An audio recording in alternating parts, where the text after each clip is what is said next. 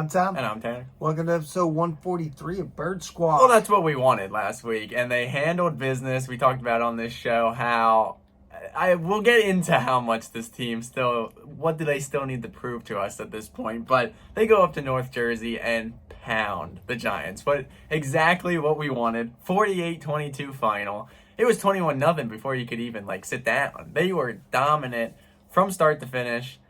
Like I said, that's exactly what I wanted to see from this team, because that was a classic Eagles game that they would have went up there, kept that game close for no reason against a divisional opponent after coming off a big win, but they didn't. They went up there, they had a point to prove, and they did it. Yeah, it was like we've been talking about all season. It was like I feel like, we've got the right thermometer in that locker room with the sprinkle of veterans and young guys, and everybody is focused on the job at hand, right? Without doubt. It's like that was a classic. We wanted to see that. We felt like, and we talked about it, that we should handle them no problem. Yeah. But the life of an Eagles fan, we have to see that. But now it's like we got to see it again this week. It continues, but it felt really good to just see, wow, how many weapons we have. Yeah, this team's good, and we'll get to talking about deeper into that. But, AJ hit 1,000 last week. Miles hit 1,000 this week. Great. What a year for Miles, and it's only 13 games in. That's huge for him. But there's going to be a lot of guys. We talked about this. There's going to be a lot of guys looking for money this offseason. So we'll obviously get to that point as we get there. But, yeah, offense looked good. They were clicking. And, the defense, they continue to kind of answer the questions that we had for them. They're getting healthy. They're stopping the run now at a pretty, successful rate. They gave up a couple decent runs to the Giants, but nothing, back-breaking. A couple bursts here and there. But, with everybody wanting Gannon's head on a stake early in the season, quietly, this defense has put up some stats. Yeah, and I'll say it every week because I have been. The Lions win continues to look better, and they've been putting points on everyone this year, and that was the game that everyone was freaking about right over the start of the season. But yeah, defensively ranked. I wanted to look at 2017 and this year at this point, but it was too much math to do, so I didn't get to that point. But defensively this year, they're incredible. They're first in sacks in the league at 49. Last year we had 29. Exactly. Just that just alone. And it doesn't even feel like they've just, each week they've gotten more and more dominant of pinning their ears back and just rushing the passer. Because in the beginning of the year, it was kind of like, are these guys get in there? But BG, Fletch is having a resurrection a little bit. Sweat having a good year. I tell you, as a Birds fan, there is nothing better than knowing we have a defense. Exactly. Woo! First in sacks, first in takeaways at 24, first in interceptions at 15, first in opponents' yards per play at 4.7, first opponents per pass at 5.34, first in opponents' pass yards allowed per game, which was only 178. That was 400 last year. And people were completing passes at a 90% clip against this team last year. And then first in opponents' QBR rating. People want to talk about the defense all they want, and I agree. The offense deserves a lot of praise. They have been unbelievable this year. Jalen Hurts continued to impress, and at this point, arguably is the MVP of the league. But we did it on both sides of the ball, right? We said we needed weapons on both sides of the ball, and the unsung hero, Howie, went out and got it done. No, I know, and we can talk about, and this is what I've liked about this team all year. This organization knows that this is a special group. They without a doubt do. Whenever there's even a hiccup, even that maybe someone's going to be out for a couple games, they address the need instantly.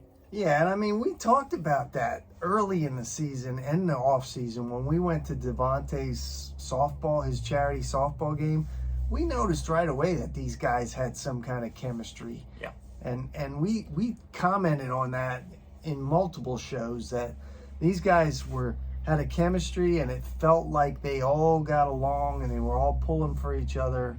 And Jalen's still the guy running the ship, man. Yeah, I mean, and to go back on the Howie thing a little bit, like I was saying, like, even with just like they know how special this group is, even when there's a slight chip in the armor, like even Jordan Davis being out 4 weeks on IR, they went out and got Sue, they got Joseph. They even this week, Reed Blankenship is going to be out probably. You have Chauncey already out. You go out and get Anthony Harris, which isn't anything crazy, but a guy that was in the scheme last year, knows what he's doing. He can fill in. He's better than Kayvon. And I just feel like those little things that like a regular team would probably be like, all right, well, missing a couple guys, next guy mentality, which usually is the thing around here. They go out and get guys just to fill in. And at this point, you're at the point that guys are just going to be ring chasing. Like, you're going to be able to bring guys in. And it feels good that guys want to come to Yeah. Philly, you know? 'Cause Yeah. a few years ago, people didn't want to come to Philly. you Yeah, know? exactly. So, I mean, this week looks good. But before we get into the news, I said Anthony Harris, but they got the new punter, Brent Kerr, who, I mean, he's pretty good, man. 45.9. Three Pro Bowls. Yeah, I mean, 45.9 punt average for him. That's pretty good. Dallas is back, which is huge. I know Stahl and Calcaterra has kind of gone into the routine now, but it's great to have Dallas back. But we'll go to the new segment of the show that we've been doing the last couple weeks, the Big G breakdown, as we look into our opponents this week.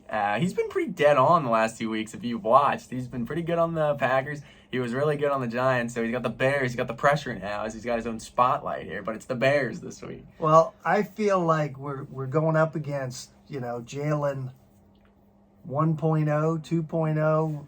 JALEN last year. Yeah, I agree with 100%. That's what Fields looks like, right? So he's going to be sprinkling in his, fake handoff and running. So we're going to have to contain him. Their offensive line looks a little weak to me when I look at tape, I feel like if we can keep him in the pocket, he's going to have a rough day with our rotation and our line. I think we're going to get a couple sacks. Pull him for BG to get at least 1.5, maybe 2, so he gets into double digits and breaks his single season record.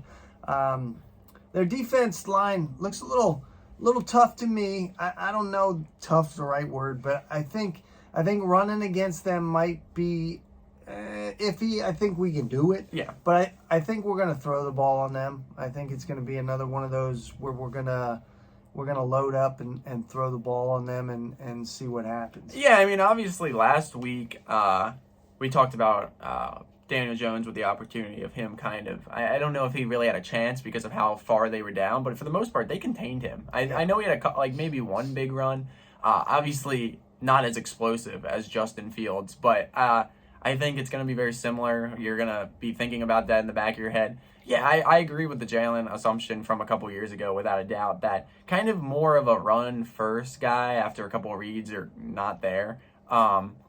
I mean, he's got a good arm. He does have a good arm.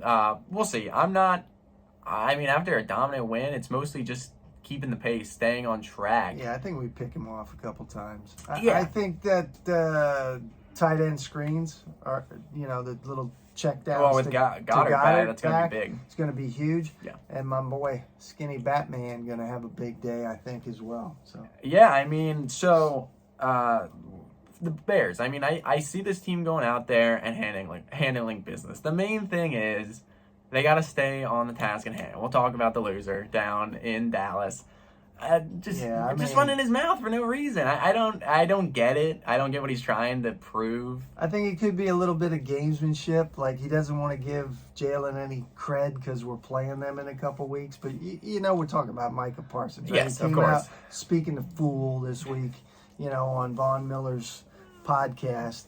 And, but, hey, Lane clapped back with a little tweet of Michael Jackson eating his popcorn. And Jalen said the right thing. We're on to friggin' Chicago. Yeah, we're focusing on the Bears. The main thing is that I don't want it to fear what I thought it was going to be originally with this Bears game. What I saw last week, I don't have any issues. Like, I expect this team to go out there and handle their business. But now you got them in a week. Yeah, he says something dumb like that. I know this team's good enough to stay on target, but you don't want to look ahead. You got to keep playing. We talked about it. This team keeps receipts. This team they 100% is driven by no respect, disrespect, you can disrespect us all we want, but show up at the playground on Sunday and we'll show you what's coming, right? You know, we hear chatter all the time that, ooh, the big boy's going to come in. Tennessee, oh, they're going to show up. They're going to meet us on the playground after school. Well, we showed up and sent them home. So I really feel like this team knows what's ahead of them. And they know we got to take care of business, right? Yeah. We got these Cowboys hanging in the background, right? We want everybody to have to come through the link. So we handle our business. That's what's going to happen. Yeah, I mean, they know that everything is in front of them. Everything they want to achieve, winning the division, clinching the 1 seed, it's all in front of them. It's all up to them with 4 games to go to handle it. And I mean, I expect them to beat the Bears. I expect them to beat the Saints. I expect them to beat the Giants. I mean, the Cowboys, I expect them to beat them too, but they're gonna come out and play hard in that Christmas Eve game. We'll talk about them next week. I'm not gonna dwell on the Cowboys this week because they got a game to worry about and we got the Bears to worry about. But yeah, I mean, I don't know. It's just you see that headline and you're like, what is this guy doing? I don't really get what he his intention was. Obviously, I don't think it was a smart one with this team. You definitely don't want to. You definitely don't want to kick the bear. Yeah, you know. But hey, whatever they need to get them up. I mean, because we're already up. We're ready. Yeah, I mean, so that's about the wrap. Before we wrapped up, I know we've been talking about the last couple of weeks about what were our predictions at this point in the season. So I rolled back the tape a little bit, rolled back the tape to when we did our season predictions, and through 14 weeks or 13 games for the Birds, this is where the lay of the land was. I was at 9-4, which, like, in hindsight looks crazy. Yeah, 9-4 seems bad. But the thing is, I said it myself that I had the Colts game originally as a win, but I changed it to an L because I thought I was too much on the hype train. But I should have been on the hype. Yeah.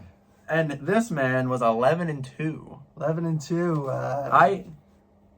Who did I have us losing? I had us losing. So I originally had Dallas, the first game loss. So I always split it, but I said loss originally, so I counted it. I had us losing to Dallas, Arizona, Indy, and Green Bay. Okay. And then you had us losing to the Colts and Green Bay as well. Okay.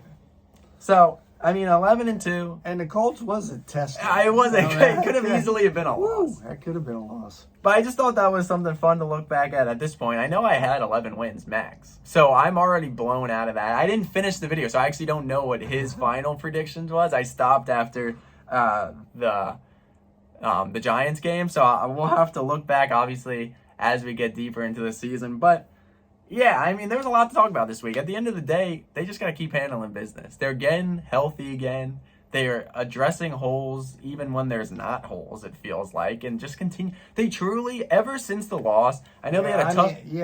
I was just going to jump in on that to say, like, you know, it feels like that loss was something they needed to refocus. Yeah. I mean, it does kind of stink because you sit back and you think, woo, we might have been able to run this team. Yeah, I mean, I think ever since the loss, I mean, I know you had a tough game against the Colts. It was a weird game, but at the end of the day, you won. But ever since the loss, each week you've gotten good, way better. I know they were playing good football before the loss, but they are continuing to grow each week and looking like the dominant team. Like, they're blowing teams out now. And it feels like the right time of the year here to get rolling. And boy, wow. I mean, I you know, you just love Saucy's energy too. I mean, we had issues with the special teams. They took care of it. Yeah, I mean, they're truly addressing everything. Everything that's been an issue has gotten better. Covey coming in and holding with Siposs getting hurt. Yeah. I mean, that was huge. That was a little bit of I was like, who's punting? Who's holding? They came right in. I mean, Boston Scott taking a role as the kick returner now, busted at 2 nice ones on Sunday. Like, I mean, you got to the point that you got to be nitpicking at what these teams aren't doing well. Yeah, but totally expect again this Sunday to just go take care of business. Yeah, you know? I do 100% no let up. As well. Just go take care of business. I agree. I think on to Chicago. Exactly. They're not a good team, and you're a good team. You showed last week that you beat up on bad teams. You go out on a business trip handle business, and then you get ready for Dallas, and it is what it is. Yep. But here we go, baby. I mean, 12-1. Yeah, Are you kidding me? Just step back and think 12-1. about that, man. Did anybody ever envision that? I mean, I almost did, but I mean, they're 2 wins away from winning the most games in a regular season ever in Eagles history. Yeah. Not that regular season matters, but that's crazy to think about. And you just gotta love this team, man. Yeah. You sit back and you think about that 17 team. I mean, if these guys take care of business, and we haven't really touched on that, but to get this far, it feels like we got to finish the job. Yeah, right? we briefly talked about this, and we'll talk about this more like next week. As the more we get on, we've been big components of keeping expectations low, but it's gotten to the point that expectations are starting to peak a little bit. Yeah. So, but yeah, we'll talk about that more next week as we talk about the Bears, talk about Dallas. But as always, thank you guys for watching. Make sure to follow us on Instagram at birds_squawk. Make sure to like, comment, subscribe. Fly, Eagles, fly. Go Birds.